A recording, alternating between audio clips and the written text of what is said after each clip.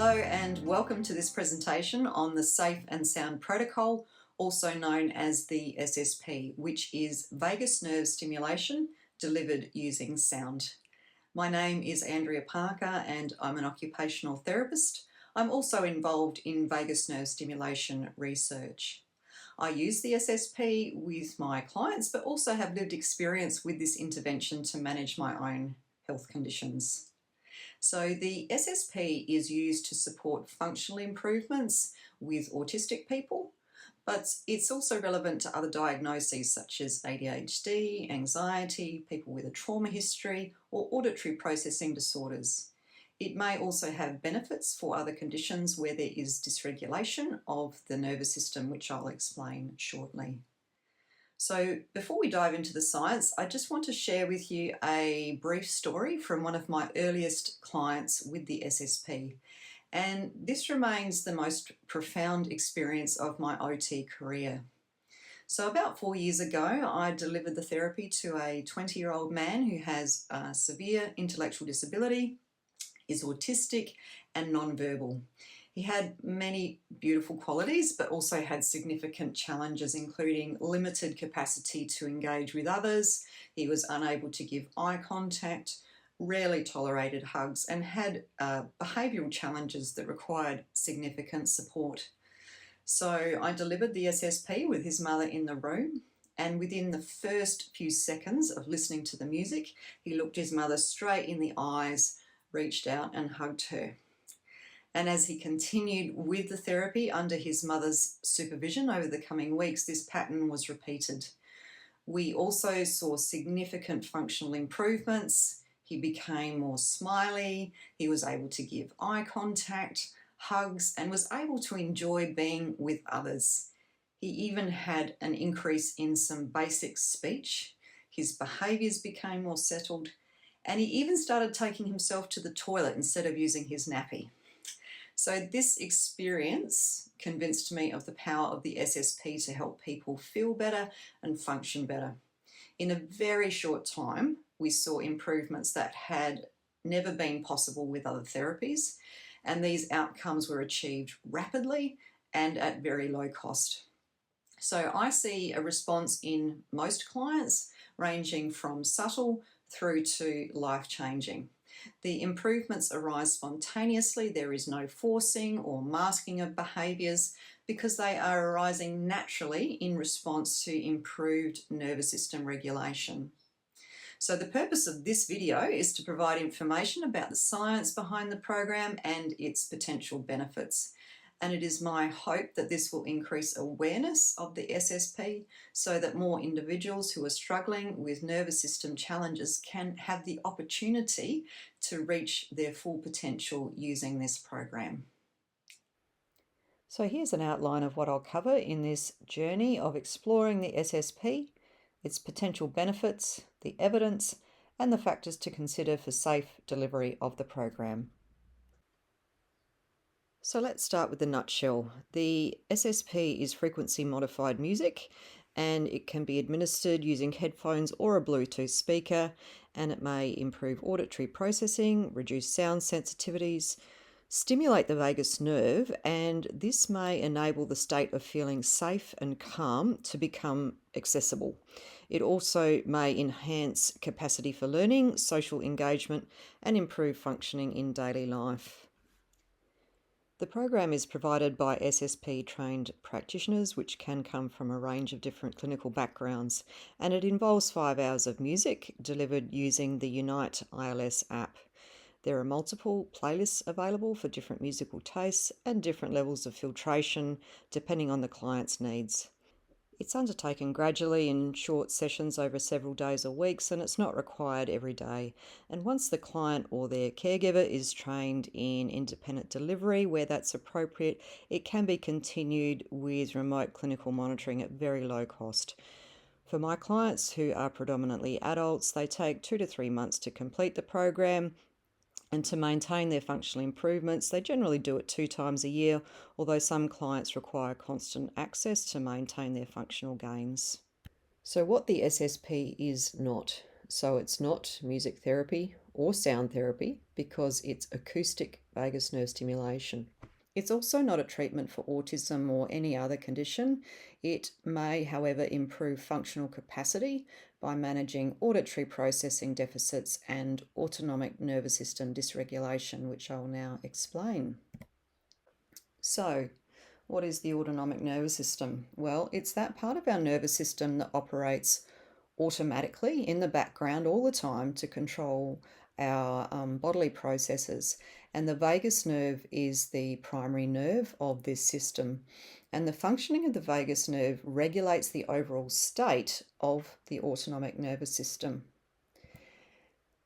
The autonomic nervous system essentially affects everything. So organ functioning, you can see from this diagram here showing the two main divisions and the impact on organs, but it also affects our thinking, our emotions, our global sensory processing, including pain, our social behaviour, our immune system, metabolism, and more.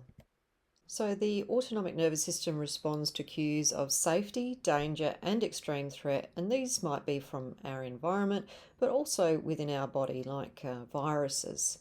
And the core states of the autonomic nervous system are just shown on the right here. And the ventral vagus, which is the part of the vagus that is connected to the heart and helps to control our heart rate, it needs to be functioning well for us to be able to access the state of feeling safe and calm. So that's that green zone state. If the ventral vagus is functioning poorly, this will actually show up as low heart rate variability at rest, or HRV. So that's measurable, and we can measure that with smartwatches and apps and things like that. So low heart rate variability indicates that the autonomic nervous system is biased towards a threat state. So the calmest a person might feel is somewhere between the green and amber zones, and this can have widespread effect on functioning. And there are many conditions that have low heart rate variability. You may be born with this in the case of neurodivergent people, or you may acquire this through illness, injury, or trauma. And for me, I was born with autonomic dysregulation, which then became severe when I acquired ME/CFS. And interestingly, there is evidence ranging from preliminary to well established for the potential benefit of vagus nerve stimulation for all of these conditions. And there are more. So here's a chart that I use to help my clients understand what different core autonomic states might feel like. And vagus nerve stimulation may improve the functioning of the ventral vagus nerve and therefore the capacity to experience the green zone.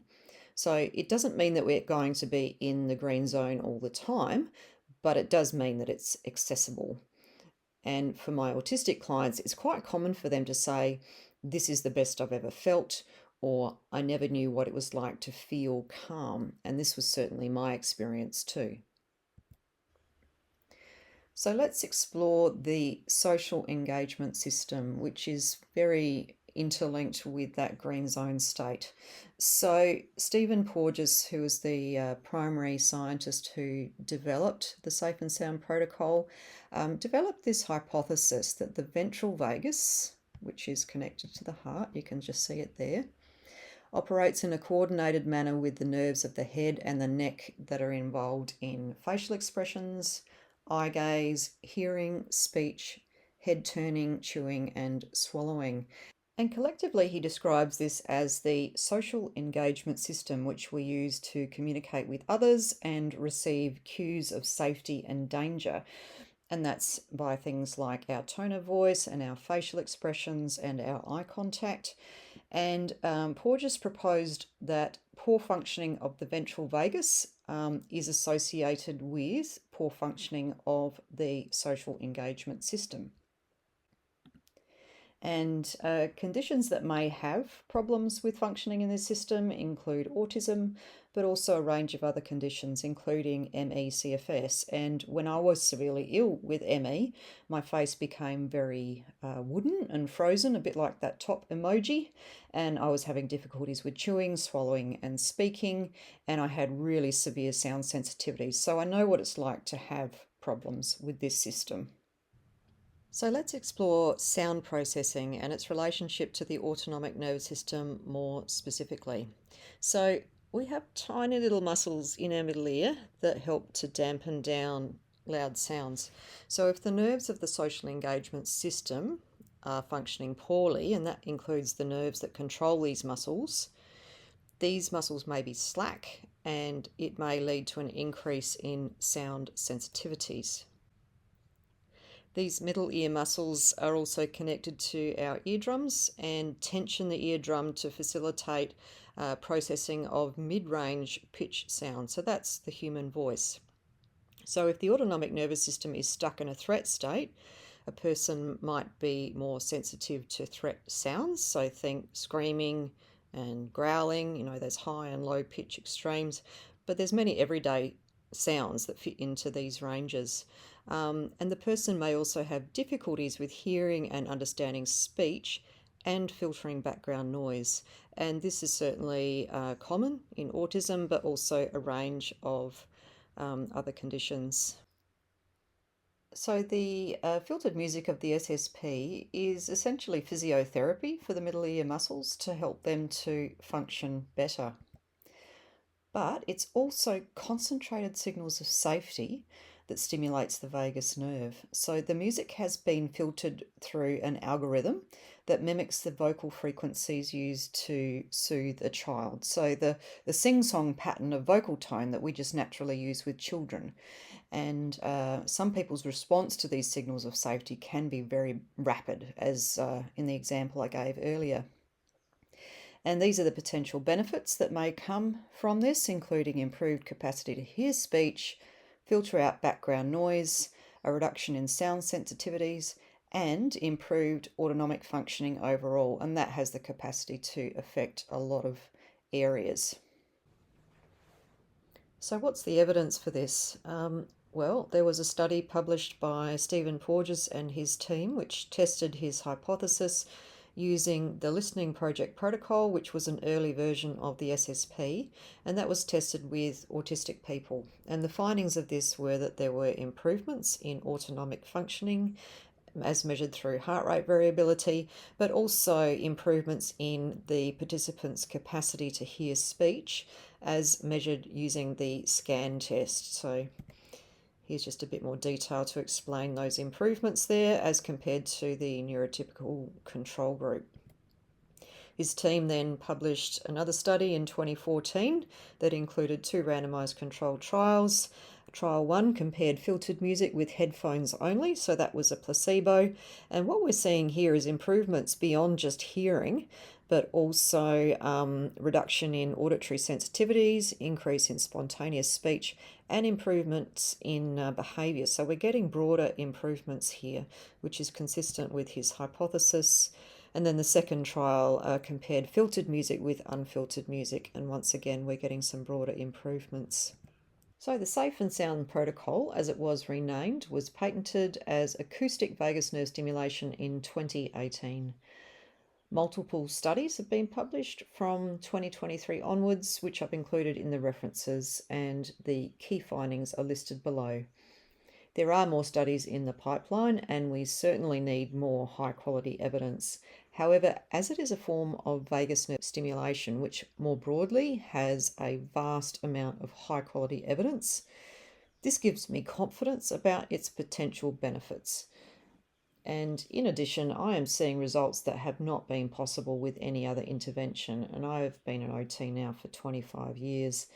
Therefore, it has become a key therapeutic tool in my OT practice. In terms of my clinical experience, these are the spontaneous improvements I've observed or that have been reported to me by my clients, and they include increased engagement in daily activities, an ability to try new activities and expand interests, increased engagement in employment, improvement in sensory processing in a range of areas, increased communication, and that's understanding, responding, and that's even in non-verbal clients. So I had another non-verbal client who had an increase in speech following the SSP. And he was a middle-aged man who had lived with his foster mother since childhood. And following the SSP, he gained the capacity to call her mum for the first time in his life, which was just really special for her. I often see an increase in social participation, so there's just that desire and capacity to want to be with people. We often see more facial expressions, smiling right up through the eyes because the nerves of the face are actually functioning better. There's often an increase in eye contact and spontaneous hugs. And clients often report a reduction in fatigue and just an increased ability to think more clearly and focus. Improvements in emotional regulation are also common, and there's often a measurable improvement in the symptoms of depression, anxiety, and stress. And improvements are possible at any age. My oldest autistic client was in his late 70s, and yes, we saw some improvements. So, in summary, the SSP is a form of vagus nerve stimulation that may improve auditory processing, the functioning of the autonomic nervous system, and this may have widespread benefits for global functioning. It is just one form of vagus nerve stimulation, though, and it falls under this broader therapeutic category, which began as an implanted electrical stimulator, much like a pacemaker, for treatment-resistant epilepsy and depression. We then saw the emergence of non-invasive methods, which involve low-level electrical stimulation on top of the skin transcutaneously. Then the SSP became available. Although there are sound therapies that predate the SSP, which may have therapeutic benefits, none have been shown to stimulate the vagus nerve in published research. As such, the SSP sits on its own in this category. What is also unique about the SSP is that it's the only form of non-invasive vagus nerve stimulation that is suitable for children and adults with cognitive disabilities who can't operate those other devices. And these are the two forms I use on myself and also with suitable clients. In my experience, the effects are similar. However, as they use different pathways, some people respond more to one than the other. The SSP also has some additional benefits for auditory processing, and for me, I need both to maintain my best functioning. So what are the benefits of these other forms of vagus nerve stimulation? Well, there is a lot of research. Here is just a very brief summary of what the benefits might be, and I'd encourage you to check out the references in the description panel below. So now let's return to the SSP and discuss potential side effects. Many people have minimal or no side effects. Here are some of the potential ones, and many relate to the ear, but also to the nerves that are being stimulated in the face, chest, and gut. And some people feel different emotions, such as sadness or irritability. So for people with mental health challenges or a trauma history, they may need additional practitioner support to manage these emotions. Side effects are transient though, and are a good sign that the SSP is affecting the nervous system. However, the program should be done slowly to minimise side effects. There are medical conditions that may be a precaution for the SSP, and there is a document that provides guidelines for practitioners to follow to ensure client safety. The severity of a condition may impact a person's suitability. So, for example, I have mild ME and I found the SSP very beneficial. However, when I was severely unwell, I think it would have been too much because it is a form of exercise for the middle ear muscles and the brain. So the severity of a person's condition needs to be taken into consideration. There are also other conditions that the SSP is not recommended for, as listed here. There are some exceptions with psychosis and tinnitus.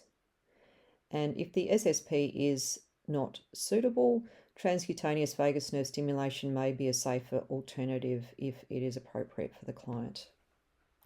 Finally, there are environmental factors that need to be considered when looking at whether the SSP is likely to be suitable. So we exist within a social environment where our autonomic state affects others and vice versa. So when the environment is safe, there can be a positive cycle of benefits from the SSP that may build more positive nervous system changes over time. And for me, I get most of my benefits about 1 month after I've completed the program. However, a social environment that feels unsafe, and that might just be because there's a lot of stress in the home, can easily undo or prevent the benefits of the SSP. And in these situations, caregivers might actually need intervention to support their own regulation so that the SSP can be delivered effectively. If, however, the social environment is abusive, the SSP may not be suitable. So, in conclusion, the SSP is an intervention that may support spontaneous improvements in a range of functional areas. It may be beneficial for conditions involving autonomic dysregulation or auditory processing problems. Outcomes may exceed what can be attained through traditional therapies alone and at significantly lower cost. By improving nervous system regulation, the SSP may form a foundation for building a person's functional capacity, helping them to reach their full potential. Thanks for watching.